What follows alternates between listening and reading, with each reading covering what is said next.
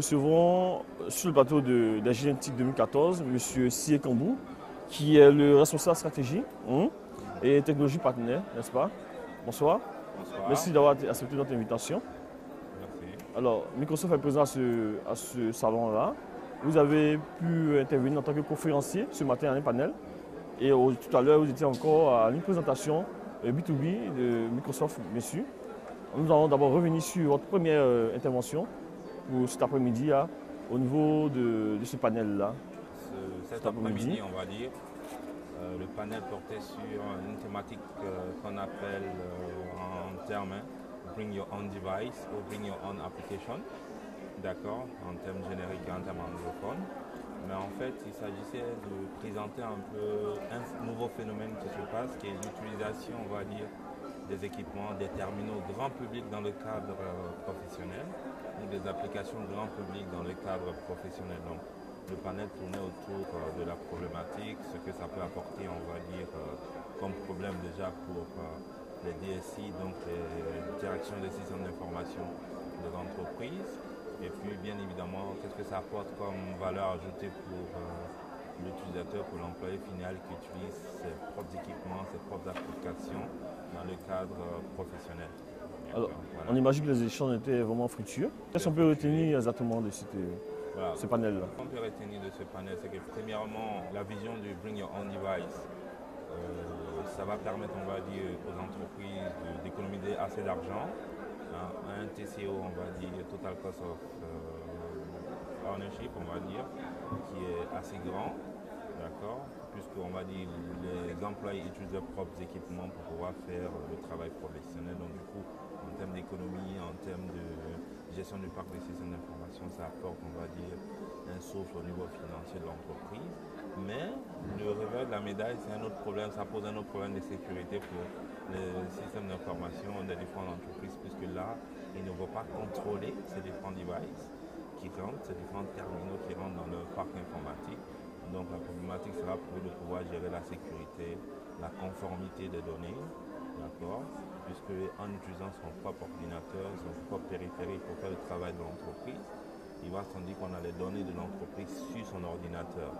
Donc du coup, la problématique de la conformité de ces différentes données se pose. Donc, on va dire, ce qu'on retient dans ce panel, ce sont les différentes stratégies à mettre en œuvre pour mettre en place ce type de politique qui, bien évidemment, permettre aux entreprises de ne pas trop se focaliser sur la migration de leur système d'information vers de nouvelles plateformes, mais plutôt capitaliser sur les devices que les utilisateurs de l'entreprise, donc les employés, utilisent chaque jour pour faire leur travail. Donc, on va dire qu'il y a beaucoup d'éléments à prendre en compte, la maturité du système d'information,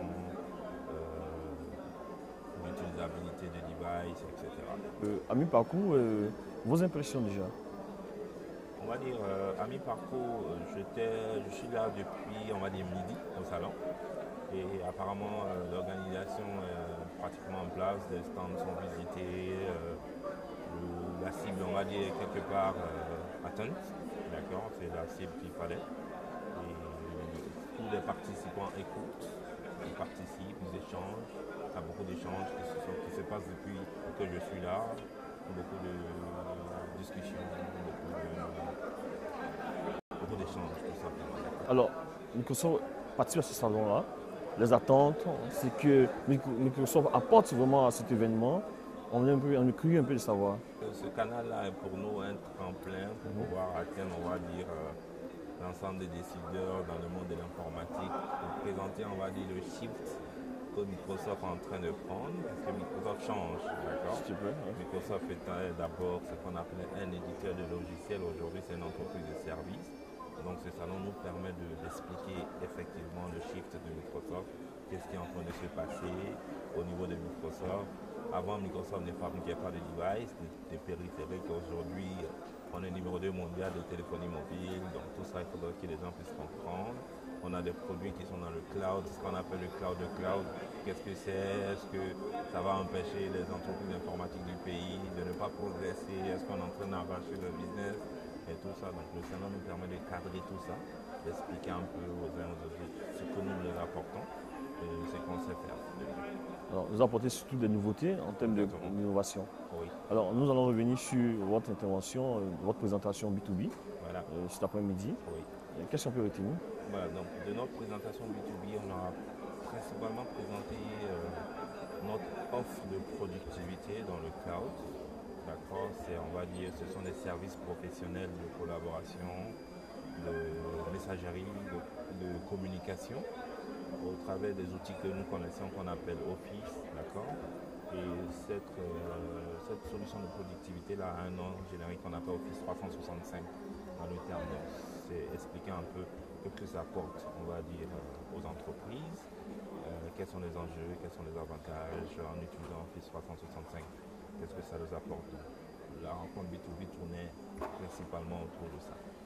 Donc Office 365, comme j'ai dit, c'est un suite de productivité pour les entreprises. Ça permet aux employés de chaque entreprise de pouvoir faire son meilleur travail à tout moment, de pouvoir être productif, quel que soit le périphérique, quel que soit le device qu'il utilise, donc quel que soit le terminal qu'il va utiliser.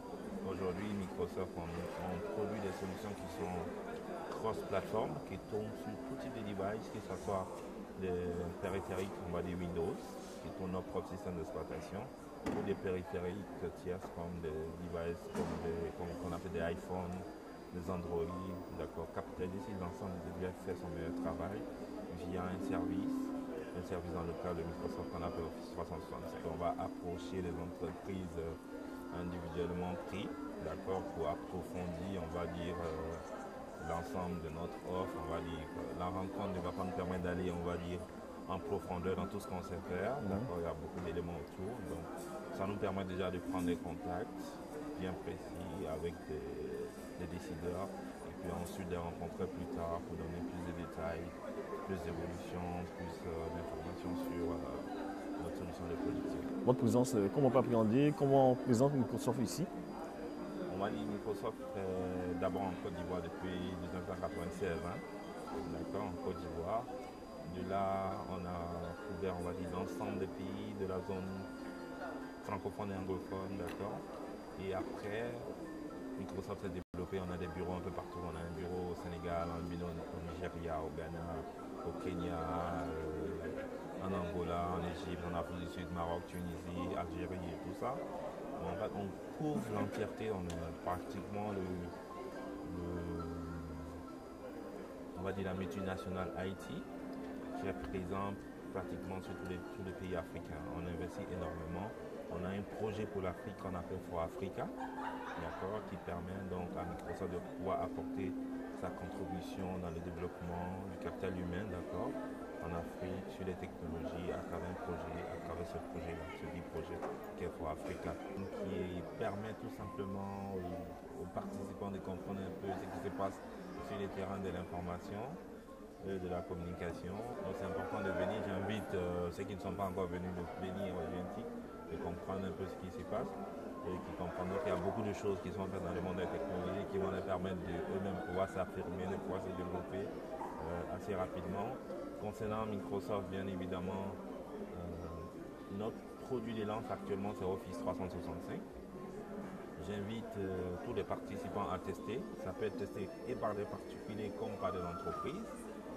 Pour tester, ça sera quoi? www.office.com, d'accord, www.office.com, pour pouvoir tester notre suite Office 365 qui va lui permettre d'être productif chaque jour, quel que soit le périphérique, quel que soit le lieu, quel que soit l'endroit. C'était le plateau de Gudjon TV au GNT 2014 et nous recevons M. Sie Kambou. Merci d'avoir accepté d'être sur notre plateau. Merci pour toutes ces informations. Merci encore pour tout. Merci beaucoup, merci bien. Alors.